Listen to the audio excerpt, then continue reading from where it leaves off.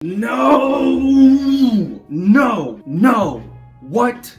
No! David Thomas was one of my favorite singers of all time, serving as a solo artist and as frontman for the rock bands Rocket from the Tombs and Pere, the latter of which being one of my all-time favorite bands. And now he's dead.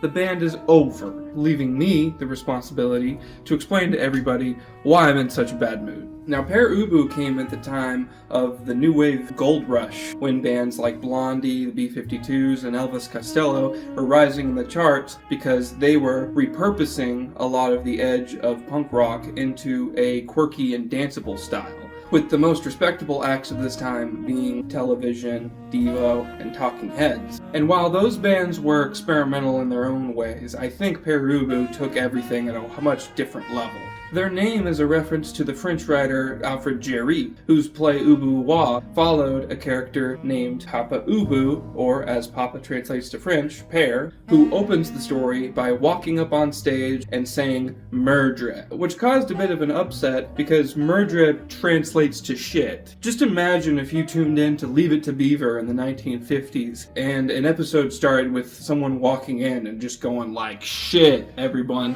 did you hear what I said?" It ruffled the feathers of the upper class because they felt like theater was a high art that got away from the low tastes and vulgarity of the working class. Bear in mind, Alfred Jarry was a proponent of the Dada and absurdist movement at the time. So his whole deal was finding humor in vulgarity, obscenity, being intellectual by being anti-intellectual. And sure enough, this tracks with the band, because if you'd listen to their song The Modern Dance, backing vocals between every bar of Thomas singing has someone saying "Murdre, murdre," which works with the rest of the album's industrial themes of living in a society that pushes you to work fast and to work well. While every step of the way we look around, we say, yep, shit everywhere, that's all I see.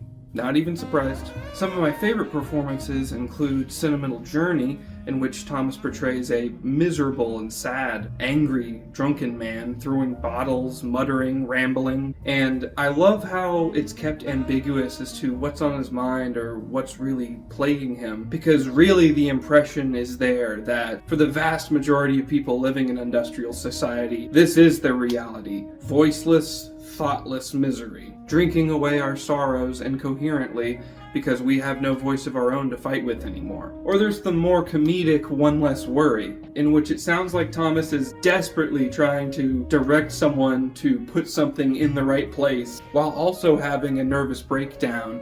Or if you want to see him at his most brash, most abrasive, check out Lost in Art, which can only be described as an anti-song. It feels like Thomas accessed this recessive part of his head that goes back into this infantile desperation, where he's wailing about everything, wailing for attention, banging on a snare drum with what sounds like a hammer, and I still can't fathom being able to make those sounds and being that kind of character in a studio room. I just can't. But my personal favorite song by David Thomas is actually off one of his solo albums, Monster Walks the Winter Lake.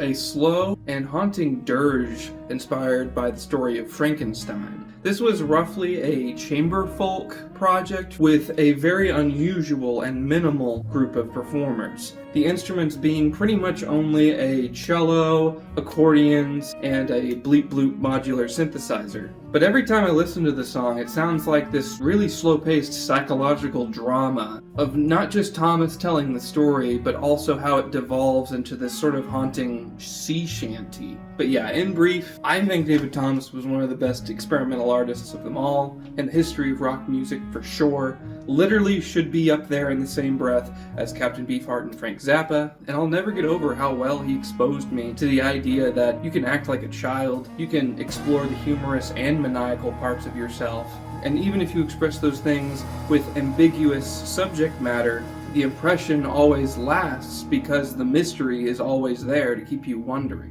What was going on in the world of his head? What did he have to do to his whole psychology to become the madman he had to be to reach this cult status? And while I hate to be a downer about this kind of thing, the lack of reaction I've seen in response to his death unfortunately reminds me that most of the most progressive artists to this day are still left forgotten in the whirlwind of press about Kanye tweets or flashy music videos with sexy women. It feels like we're really not going to see another person like Thomas if he, as an example, has played the martyr that threw his life into his artwork to never be fully awarded with the critical reception his ideas deserved. I think if you're a musician or an artist, people like him are really who we should be looking up to. Someone who defied the needs of convention or commercial interests to stick to his creative ideas, even if that meant starving as an artist up until he was 71. But enough of that boomer talk. That's all for another time. All I want to say is rest in peace, David, and I will miss you.